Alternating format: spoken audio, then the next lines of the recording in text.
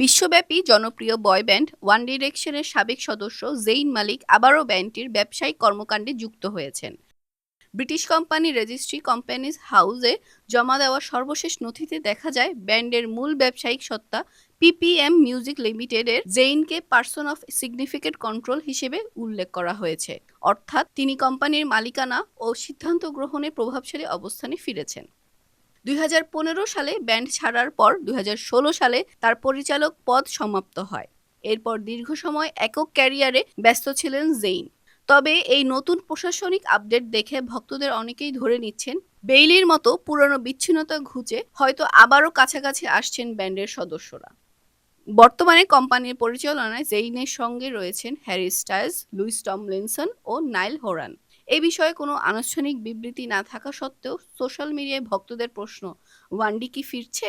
সঙ্গীত বিশ্লেষকদের মতে কোম্পানির প্রশাসনিক পরিবর্তন মানেই নতুন গান বা ট্যুর এমন নিশ্চয়তা নেই। এটি শুধু মালিকানাগত পুনর্বিন্যাসের ইঙ্গিত হতে পারে। ওয়ান ডিরেকশন ২০১৬ সালে অনির্দিষ্টকালের বিরতিতে গেলেও সদস্যরা সবসময় জানিয়েছেন সময় সুযোগ হলে তাদের পুনর্মিলন অসম্ভব নয়।